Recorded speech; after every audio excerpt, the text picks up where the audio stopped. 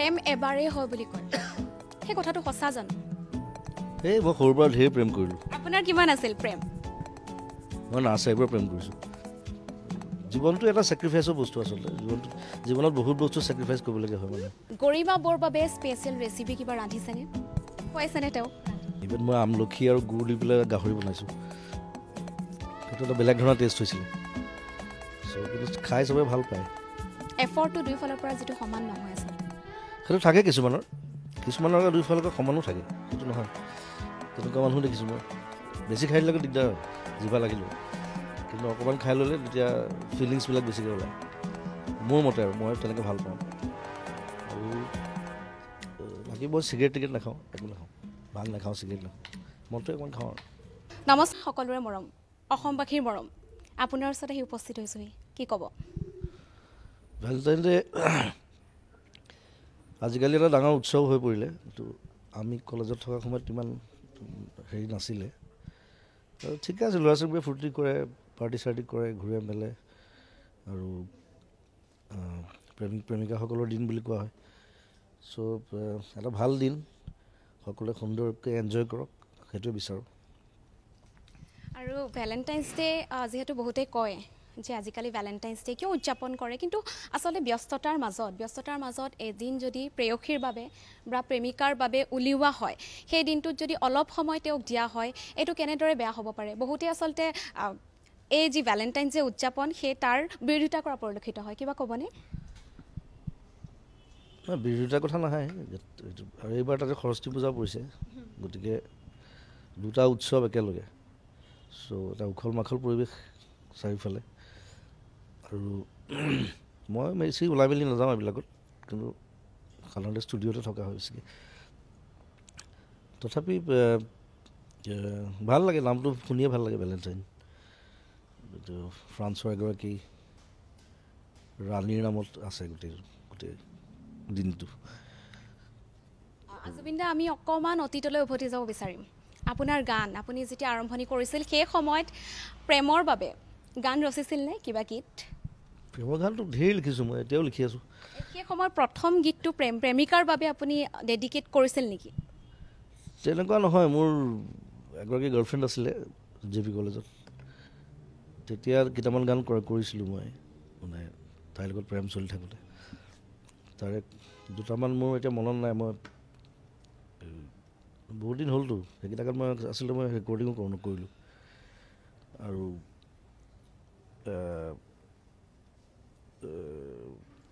এতিয়া মনত পেলাব নোৱাৰিম আৰু এইবোৰ গান বহুত বছৰ হ'ল নহয় লিখা চ' কিন্তু লিখাটো লিখিছিলোঁ হয় যিহেতু প্ৰেমৰ দিন দাদাৰ প্ৰেম গৰিমা বৌৰ লগত প্ৰেম হৈছিল প্ৰেম বিবাহ হৈছিল সকলোৱে জানে অলপমান তথাপিও যিসকলে নাজানে তেওঁলোকৰ বাবে অকণমান কৈ দিব নেকি কেনেকৈ হৈছিল প্ৰেম সেই সময়খিনিত গৰিমাক মই লগ পাইছিলোঁ বম্বেত তাই এখন ফেন লেটাৰ লিখিছিলে মোক চিঠি এখন চ' সেই চিঠিৰ এড্ৰেছ মতে মই গৈ তাইক লগ কৰিছিলোঁ বম্বেত তাৰপিছত আমি আমাৰ যিটো ফ্ৰেণ্ড চাৰ্কল বম্বেত অসমীয়া গোটেই মিউজিচিয়ানছ বেচিকেলি চ' তেওঁলোকৰ লগতো চবৰ লগতো গৰিমাক চিনাকি কৰিলোঁ অহা যোৱা আৰম্ভ হ'ল আমি পাৰ্টি চাৰ্টি একেলগে কৰা হ'লোঁ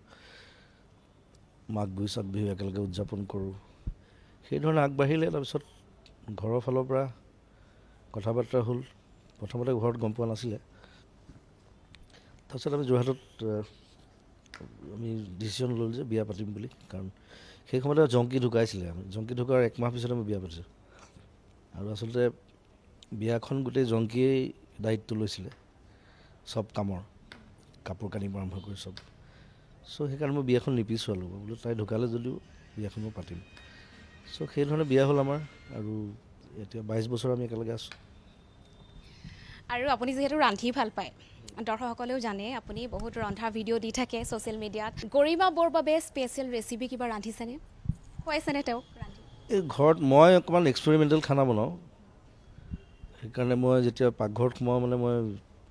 কাকো সোমাব নিদিওঁ সাধাৰণতে মই নিজে থাকোঁ এছিষ্টেণ্ট এজন বা দুজন লৈ লওঁ লৈ পেলাই সেই ধৰণে বিভিন্ন ধৰণৰ খানা বনাওঁ মাজে মাজে বনাই থাকোঁ সময়টো কম পাওঁ কিন্তু ফটকৈ মন গ'লে কিবা এটা বনাই দিওঁ আৰু খাবলৈ ভালেই হয় ভাল পাই চবে আৰু আপুনি প্ৰথমবাৰৰ বাবে মাছ আৰু মাংস একেলগে বনাইছিল খুব ভাইৰেল হৈছিল সেই ৰেচিপিটো অকণমান ক'ব নেকি মাছ মাংস মিক্স কৰি বনাওঁ মই কেতিয়াবা কেতিয়াবা কণীও দি দিওঁ তাত গোটেইকেইটা একেলগে হৈ যায় খাবলৈ কেনেকুৱা হয় খাবলৈ ভাল হয় বঢ়িয়া হয় গাখীৰ দি মাংস বনাওঁ তাৰপিছত আমাৰ ৰবাব টেঙাৰ পাত ইউজ কৰি পেলাই চিকেন বনাওঁ সেইবিলাক বনাব নাজানিলে আকৌ বেয়া হয় খাবলৈ চ' সেইবিলাক মই নিজৰ আইডিয়া কৰি কৰি বনাই থাকোঁ মাজে মাজে আৰু ইভেন মই আমলখি আৰু গুড় দি পেলাই গাহৰি বনাইছোঁ সেইটো এটা বেলেগ ধৰণৰ টেষ্ট হৈছিলে চ' কিন্তু খাই চবেই ভাল পায় আৰু দেউতাই অলপ ভয় কৰে দেউতাই সোধে মই বনালে কি দিছা বুলি সোধে মই বোলো চব ভাল বস্তু দিছোঁ খোৱা তুমি চিন্তা কৰিব নালাগে কিন্তু সোধে মানে দেউতাই দেখে মই যি টি বস্তু দি দিওঁ চ' কিন্তু খাই ভাল পায় খায় দাদা যিহেতু প্ৰেমৰ দিন সেয়েহে আকৌ প্ৰেমৰ প্ৰশ্নলৈ আহিছোঁ প্ৰেম এবাৰেই হয় বুলি কয় সেই কথাটো সঁচা জানো সেই মই সৰুৰ পৰা ঢেৰ প্ৰেম কৰিলোঁ আপোনাৰ কিমান আছিল প্ৰেম মই নাৰ্চাৰীৰ পৰা প্ৰেম কৰিছোঁ নাৰ্চাৰীৰ পৰা প্ৰেম কৰা সদ্যহতে শুনা নাযায় মই অলপ অভাৰ স্মাৰ্ট আছিলোঁ আৰু স্কুলতো প্ৰেম হৈছে কলেজত প্ৰেম হৈছে তাৰপিছত লাষ্টত মই গৰিমাক লগ পাইছোঁ বম্বেত চ' প্ৰেম থাকে মানুহৰ জীৱনত এবাৰেই হয় বুলি ক'ব নোৱাৰে প্ৰেম কাৰণ চব মানুহৰ পাৰ্চনেলিটি বেলেগ প্ৰত্যেকজনী ছোৱালীৰ পাৰ্চনেলিটি বেলেগ চ' কাৰোবাক কেতিয়াবা হঠাৎ আকৌ ভাল লাগিব পাৰে সেইটো কথা নহয় তেনেকুৱা কথা নহয় কিন্তু সেয়াই আৰু এটা প্ৰেমত ষ্টিক হ'ব পাৰিলে আৰু মানে খালি লাইফটো অকণমান বেলেঞ্চ হৈ থাকে নহ'লে খেলি মেলিবিলাক হয় কাজিয়া হয় ডিভ'ৰ্চ হয় চ' সেইকাৰণে অকণমান সাৱধানে প্ৰেম কৰিব লাগে তিতা মিঠা অভিজ্ঞতা আচলতে সকলোৰে থাকে তাৰ মাজতে সংসাৰ চলাই নিছে আপুনিও চলাই নিছে গৰিমা বায়ো হয়তো ছেক্ৰিফাইচ কৰিছে বহুতখিনি আপুনিও ছেক্ৰিফাইচ কৰিছে এই প্ৰেমত যিটো কম্প্ৰমাইজ ছেক্ৰিফাইচ সেইটো জৰুৰী বুলি ভাবেনে কেতিয়াবা কৰিবলগীয়া হয় সেইটো কথা নহয় আৰু নহ'লে সেই বান্ধোনটো নাথাকেগৈ আৰু বান্ধোনটো যদি নাথাকে জোৰ জবৰদস্তি টানি আজৰি সংসাৰ চলোৱাটো বৰ টান কাম গতিকে সেই তিতা মিঠা থাকিবই চ' জীৱনটো এটা ছেক্ৰিফাইচৰ বস্তু আচলতে জীৱনত বহুত বস্তু ছেক্ৰিফাইচ কৰিবলগীয়া হয় মানুহ কামৰ কাৰণে কৰিব লাগে প্ৰেমৰ কাৰণে কৰিব লাগে বন্ধুত্বৰ ক্ষেত্ৰত কৰিব লাগে ছেক্ৰিফাইচ মই সকলো ধৰণৰ ছেক্ৰিফাইচ দেখিছোঁ চ' ছেক্ৰিফাইচটো এটা ইম্পৰ্টেণ্ট বস্তু আৰু এটা কথা খুব চৰ্চাত থাকে যে প্ৰেম যেতিয়া হয় বছৰ বছৰ যেতিয়া হৈ যায় বা বিবাহ পাশত আবদ্ধ হোৱাৰ পাছত আমনি পায় বুলি কয় যিটো কথা খুব চৰ্চাত থাকে যে বিয়া হোৱাৰ পাছত 10 বছৰ 20 বছৰ হৈ গ'ল এতিয়া আৰু আমনি লাগিছে প্ৰেমত আমনি লাগিব পাৰে জানো আপোনাৰ মতে আমনি নালাগে সেইটো নিজৰ কোঅপাৰেশ্যন আৰু কোঅৰ্ডিনেশ্যনটোৰ কথা আমনি লাগিলে দেখোন বেছিভাগ বিয়া নাথাকিলেহেঁতেন টিকি নাথাকিলে চ' আৰু যেতিয়া ইমান বছৰ থকাৰ পিছত যেতিয়া বণ্ডিংটো থাকে আণ্ডাৰষ্টেণ্ডিংটো বহুত ডাঙৰ হৈ যায় আকৌ ঘপকৈ নতুন কাৰোবাৰ লগত আকৌ আণ্ডাৰষ্টেণ্ডিং কৰাটো টাইম লাগে আকৌ চ' সেই আণ্ডাৰষ্টেণ্ডিংটোৱে আচলতে গোটেই জীৱনটো চলাই লৈ গৈ থাকে গতিকে সেইটো ইম্পৰ্টেণ্ট কথা আণ্ডাৰষ্টেণ্ডিং আৰু আপোনাৰ গান শুনি বহু লোক প্ৰেমত পৰে নতুন প্ৰজন্ম আমাৰ প্ৰজন্মৰ কথা যদি ক'বলৈ যাওঁ আপোনাৰ গানৰ পৰাই আচলতে প্ৰেম কৰিবলৈ শিকিছিলোঁ প্ৰত্যেকটো শব্দত আৱেগ থাকে প্ৰেমৰ যি অনুভূতি সেই অনুভৱ কৰিলে গীতটো অনুভৱ কৰাৰ লগে লগে প্ৰেম কৰিবলৈ মন যায় কি এনেকুৱা যাদু থাকে আচলতে আপোনাৰ গানত প্ৰাণ ঢালি আপুনি সোমোৱাব পাৰে অলপমান মই গোৱাটোৰ কথা নকওঁ গোৱাটোতো বাৰু মই ৰোমেণ্টিক ফিলিংছটোৰ ওপৰত গাওঁ আৰু প্ৰেমৰ বেলেগ বেলেগ ধৰণৰ ডেফিনেশ্যন থাকে চ' মই ইমান বছৰে সেইটো এক্সপ্ল'ৰ কৰিবলৈ চেষ্টা কৰিছোঁ যে এনেকুৱা ধৰণৰ প্ৰেম হ'লে কেনেকৈ হয় কেনেকৈ লিখিব লাগিব গানটো এনেকুৱা ধৰণৰ এটা প্ৰেম হ'লে কেনেকৈ লিখিব লাগিব ইভেন মই এনেকুৱা গানো লিখিছোঁ য'ত এজনী ছোৱালী দুটা ল'ৰাই ভাল পায় আৰু দুটা ল'ৰাই কাজিয়া কৰি থাকে কিন্তু প্ৰেমৰ গান ইটোৱে সেইটোক গালি পাৰি থাকে আৰু সেইটো মই পাপনৰ লগত কৰিছিলোঁ বহুত বছৰ আগতে সেইটো চাগে বোধকৰ মই জনাত পাপনৰ প্ৰথম অসমীয়া গান মই জোৰ জবৰদস্তি গোৱাইছিলোঁ তাক মই বোলো এনেকুৱা এটা গান লিখিম য'ত তুমিও কোনোবা সেইজনী ছোৱালী ভাল পাবা ময়ো সেইজনী ছোৱালী ভাল পাম আৰু আমাৰ দুটাৰ মাজত কাজিয়া চলি থাকিব গতিকে সেই বেলেগ বেলেগ ধৰণৰ ডেফিনেশ্যন সেইবোৰ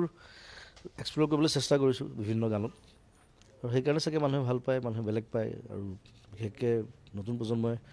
নিজক ৰিলেট কৰিব পাৰে তাৰ লগত আৰু পাগল প্ৰেমিক বুলি যিটো কয় আচলতে বহু ক্ষেত্ৰত দেখিবলৈ পোৱা যায় প্ৰেমিক প্ৰেমিকাৰ মাজত এক পক্ষে খুব পাগল থাকে আৰু আনফালে অলপমান কম সেইটো প্ৰেম হ'ব পাৰেনে এফৰ্টটো দুয়োফালৰ পৰা যিটো সমান নহয় আচলতে সেইটো থাকে কিছুমানৰ দুয়োফালৰ পৰা সমানো থাকে সেইটো নহয় তেনেকুৱা মানুহ দেখিছোঁ মই। প্ৰাগল প্ৰেমিক বিশ্বাস কৰেনে? আপোনাৰে বহুত কিন্তু প্ৰাগল প্ৰেমিক আছে। আছে, মই লগ পায়ে থাকোঁ। মই ল'ৰাও লগ পাওঁ, ছোৱালীও লগ পাওঁ। তো ল'ৰা মোৰ যিমান ফেন আছে, ছোৱালী ফেনো আছে সিমানেই। ইভেন বয়সীয়া মানুহ আছে মোৰ ফ্ৰেণ্ড, খুব ভাল পায় মোক, নিজৰ ল'ৰাৰ নিচিনা ভাবে, কিছুমানে ভাইটিৰ নিচিনা ভাবে। আৰু সৰু ল'ৰা ছোৱালীও আছে ধেৰ, কিছুমানে নাম কাঢ়ি মাতে, কিছুমানে দাদা মাতে, কিছুমানে মামা মাতে। চ' প্ৰেম, মই বিভিন্ন ধৰণৰ প্ৰেম দেখিছোঁ বিভিন্ন প্ৰজন্মৰ মাজত। 3টা প্ৰজন্ম মই দেখিছোঁ এতিয়ালৈকে। চ' বুঢ়া বয়সলৈও চাগে আৰু দেখিম বিভিন্ন ধৰণৰ প্ৰেম। চ' চলাই যাম আৰু তেনেকৈ। জুবিন দাই ফুটবল খেলি ভাল পায়, গানৰ লগতে সমানে চাগে আপোনাৰ ফুটবলো প্ৰেম।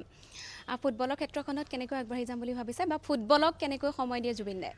ফুটবল এতিয়া মই কণ্টিনিউৱাছলি খেলিব নোৱাৰিম তেনেকৈ, কাৰণ ফুটবলৰ এটা এজ লিমিট থাকে। 30 বছৰৰ পিছত ফুটবলাৰবিলাকৰ কমি আহে এনেও। কিন্তু মই টীম বনাই লৈছোঁ। আমি ছ'চিয়েল ছাৰ্ভিচ কৰোঁ, আমি চেৰিটিৰ কাৰণে আমি খেলোঁ বিভিন্ন জেগাত। ভাল ভাল টীমৰ লগতে খেলোঁ, কেতিয়াবা জিকিছোঁ, কেতিয়াবা হাৰিছোঁ, কেতিয়াবা হৰা জিকাটো ডাঙৰ কথা নহয়। কিন্তু সেই ফূৰ্তিটো একেলগ হওঁ যেতিয়া আমি এটা বেলেগ জেগাত গৈ পেলাই খেলোঁ এটা ক্লাবৰ লগত, বিভিন্ন মানুহ আহে চাবলৈ, হাজাৰ হাজাৰ দৰ্শক আহে। আৰু তাৰপৰা যিটো পইচা আমি ইনকাম কৰোঁ, সেই পইচাটো আমি কলাগুৰু আৰ্টিষ্ট ফাউণ্ডেশ্যনত আমি জমা কৰোঁ। আৰু তাৰপৰা সেই বিভিন্ন মানুহক আমি হেল্প কৰিবলৈ চেষ্টা কৰোঁ। বিভিন্ন যিকোনো মানুহ হ'ব পাৰে, ষ্টুডেণ্ট হ'ব পাৰে, বেমাৰী হ'ব পাৰে। বেমাৰটো অসংখ্য হেল্প কৰিছোঁ। এতিয়া অলপ পিছত এজনী ছোৱালী আহিব, তাইৰ পঢ়াৰ খৰচটো দিবলৈ দিগদাৰ হৈছে, ডিগ্ৰী পঢ়ি আছে। চ' তাইক আজি কলাগুৰুৰ ফালৰ পৰা এখন চেক দিম। চ' সেই ধৰণে সহায় কৰি আহিছোঁ। আৰু ফুটবলটো মই ভাবোঁ যে পৃথিৱীৰ আটাইতকৈ ডাঙৰ খেল। আৰু আমাৰ খালি দুখ লগা কথা এটা যে আমাৰ ইণ্ডিয়ান টীম নাই ইণ্টাৰনেশ্যনেল লেভেলত। এইবাৰ অলপ ভাল খেলিছে ইণ্ডিয়াই, কিন্তু মোৰ মন আছে যাতে মই ৱৰ্ল্ড কাপ চাবলৈ গৈছোঁ। মই যোৱাবাৰো গৈছোঁ, দোহাত গৈছোঁ, মই ৰাছিয়াত গৈছোঁ। নিজৰ টীম এটা থাকিলে আৰু ভাল লাগিলেহেঁতেন। এতিয়া ভৱিষ্যতে আশা কৰোঁ কেতিয়াবা এদিন হ'লেও ইণ্ডিয়াক ৱৰ্ল্ড কাপত খেলা দেখিম। আৰু সেইটো কাৰণে মই ফুটবলটো যিমান পাৰোঁ মই প্ৰম'ট কৰিবলৈ চেষ্টা কৰোঁ। আৰু আমাৰ নৰ্থ ইষ্টৰ ফুটবলৰ টেলেণ্ট বহুত বেছি আছে। বিভিন্ন কাৰণত তেওঁলোকে স্ক'প পোৱা নাই বা ইণ্ডিয়ান টীমত পোৱা নাই। চ' সেইটো হ'ব নালাগে। ইমান ভাল ভাল প্লেয়াৰ আছে আমাৰ। ট্ৰাইবেল ল'ৰা ছোৱালীবোৰ কিমান ধুনীয়া খেলে ফুটবল। চ' তেওঁলোক আগুৱাই যাওক আৰু এটা ভাল টীম গঠন হওক ইণ্ডিয়াৰ, যাতে ৱৰ্ল্ড কাপ ফুটবলত ষ্টেণ্ড দিব পাৰে। আৰু জুবিন দা, বহুকেইগৰাকী শিল্পী আপোনাৰ লগত কম্পেয়াৰ কৰা হয় যে বহুতে প্ৰতিষ্ঠিত হ'বৰ বাবে মুম্বাইলৈ গুচি গ'ল অসম এৰি, কিন্তু আপুনি অসমতেই থাকিলে। আৰু সেয়েহে অসমবাসীৰ সদায় প্ৰথম প্ৰিয় আপুনি হৈ ৰ'ল। এইবুলি ভাবেনে যে অসমবাসীৰ বাবে আপুনি ৰৈ গ'ল, নে কিহৰ বাবে আপুনি আচলতে মুম্বাইত প্ৰতিষ্ঠিত হোৱাৰ কথা নাভাবিলে? মুম্বাইত মই প্ৰতিষ্ঠিত হৈছিলোঁ ধুনীয়াকৈ, আৰু মই একদম পিক টাইমত এৰি থৈ গুচি আহিছোঁ। মই 12 বছৰ থাকিলোঁ তাত। 100খনতকৈ বেছি চিনেমা গান গাইছোঁ, 100-150মান চিনেমা। কিন্তু মই গুচি অহাৰ কাৰণ এটা আছে, সেই সময়ত অসমীয়া চিনেমা ইণ্ডাষ্ট্ৰিটো বৰ বেয়া অৱস্থা হৈছিলে। চ' মই ৰিস্ক ল'লোঁ। মই ভাবিলোঁ যে গানৰ কাৰণে ইমান কৰিছোঁ, এতিয়া চিনেমাৰ কাৰণে কৰোঁ। এখন ডাঙৰ চিনেমা বনাওঁ, বিগ বাজেট। আৰু চিনেমাৰ যিটো এৱেৰনেছ, অসমীয়া চিনেমা চোৱা উচিত, সেই এৱেৰনেছটো ক্ৰিয়েট কৰাৰ কাৰণে মই ঘূৰি আহিলোঁ। আহি মিছন চাইনা বনালোঁ। মিছন চাইনা খুব ধুনীয়া ডাঙৰ ছাকচেছ হৈছিলে সেই সময়ত। মই ফেষ্টিভেল কৰি পেলাইছিলোঁ মিছন চাইনা চোৱাটো। তাৰপিছত মিছন চাইনা কৰাৰ লগে লগে মই ছিৰিয়াছলি এক্টিঙত সোমাই দিলোঁ। তাৰপিছত আকৌ কাঞ্চনজংঘা কৰিলোঁ, ৰাজনীতি কৰিলোঁ, ডক্টৰ বেজবৰুৱা কৰিলোঁ, এখনৰ পিছত এখন কৰি আছোঁ। এতিয়া স্বীকাৰ কৰি আছোঁ মই। হয়, স্বীকাৰৰ কথা সুধিম বুলি ভাবিছিলোঁ, চিনেমাৰ কথা যিহেতু আহিছে। প্ৰথম চিনেমা অসমীয়া বোলছবিৰ ক্ষেত্ৰত নতুনকৈ আকৌ দৰ্শকসকলে আঁকোৱালি লৈছিল প্ৰথম আপোনাৰ মিছন চাইনা। তাৰপিছতে আচলতে ঢৌ হ'ল যে অসমীয়া চিনেমা চাবলৈ ফুটবল হলত, চিনেমা হলত। এইবাৰ আপোনাৰ নতুন পৰিকল্পনা, স্বীকাৰ বুলি গম পাইছোঁ, স্বীকাৰৰ বিষয়ে অলপ জনাব। আৰু কিছুমান মিছন চাইনাৰ ক্ষেত্ৰত মই আৰু কিছুমান আইডিয়া নতুন ইমপ্লিমেণ্ট কৰিছিলোঁ, যে অসমীয়া চিনেমা প্ৰথমবাৰৰ কাৰণে ইণ্ডিয়াৰ চব ডাঙৰ ডাঙৰ মেট্ৰ' চিটিজ, বম্বে হওক, পুনে হওক, দিল্লী হওক, কেলকাতা হওক, চেন্নাই হওক, বেংগলোৰ হওক, চব জেগাত ৰিলিজ কৰিছিলোঁ অসমীয়া মিছন চাইনা প্ৰথমবাৰৰ কাৰণে। আৰু চবতে হাউচফুল মাৰিছিলে এসপ্তাহ। চ' সেইটো খুব আমাৰ কাৰণে এটা বৰ পজিটিভ দিশ মিছন চাইনা আনি দিছিলে। আৰু মই আৰু এটা কাম কৰিছিলোঁ মিছন চাইনাৰ সময়ত। প্ৰথম মই টুৰিং কৰিছিলোঁ য'ত য'ত চিনেমা হল নাই, যিবিলাক অসমত তাত মই এটা টীম বনাই দিছিলোঁ তেওঁলোকে চিনেমাখন লৈ যায় হল এটা লয় ভাড়া তাৰ লোকেল ল'ৰা ছোৱালী সহযোগত মোৰ ফেন ক্লাব বিশেষকৈ ফেন ক্লাবৰ সহযোগত তেওঁলোকে প্ৰদৰ্শন কৰিছিলে মিছন চাইনা হওক কাঞ্চনজংঘা হওক তাৰপিছত ৰত্নাকৰ কৰিছে সেই একেধৰণে যতীনে চ' সেইটো এটা পজিটিভ দিশ আছিলে নতুন আইডিয়া আৰু চিকাৰ প্ৰথম অসমীয়া চিনেমা যিখনৰ 70% লণ্ডনত শ্বুট কৰিছোঁ আমি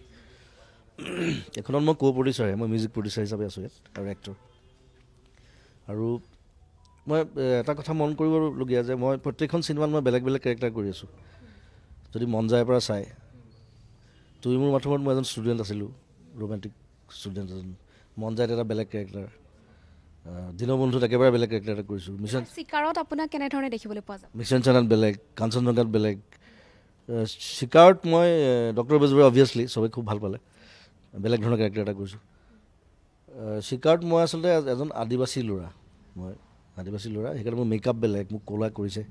চুলি তুলি সলাইছে আৰু এজন আদিবাসী ল'ৰাৰ লাভ ষ্টৰী বুলিয়ে ক'ব লাগিব কিন্তু একশ্যন থ্ৰিলাৰ হয় একশ্যনো আছে আৰু বিশেষকৈ it will be called a revenge story আৰু ৰিভেঞ্জৰ চ' চিনেমাখন চালে গম পাব মানুহে দৰ্শকৰ মাজলৈ কেতিয়া আগবঢ়াই গ'লোঁ লণ্ডনত 70% হৈছে আমাৰ তাৰপিছত আমি ডিমা হাছাওত কৰিছোঁ মৰাণত কৰিছোঁ চিকাৰ আমি প্লেন কৰিছোঁ ছেপ্টেম্বৰ 6 তাৰিখটো শুকুৰবাৰ ছেপ্টেম্বৰ 6 তাৰিখে মোৰ কাঞ্চনজংঘা ৰিলিজ হৈছিলে চ' আৰু ছেপ্টেম্বৰ মাহটো ভাল তেতিয়া সাধাৰণতে হিন্দী চিনেমাত ইমান নাথাকে খালী থাকে পূৰা গোটেই মাহটো চ' ছেপ্টেম্বৰ 6 তাৰিখ বুলি ভাবিছোঁ এতিয়া শ্বুটিং শেষ হৈছে জাষ্ট তাৰপিছত মোৰ বেকগ্ৰাউণ্ড মিউজিকৰ কাম আছে গ্ৰাফিক্সৰ কাম আছে চিনেমাখনত বহুত সেইবোৰ লণ্ডনত হ'ব গ্ৰাফিক্স টিম আছে আমাৰ তাত চ' সেইবিলাক চব হৈ গ'লে ছেপ্টেম্বৰত আমি উলিয়াই দিব পাৰিম চিনেমা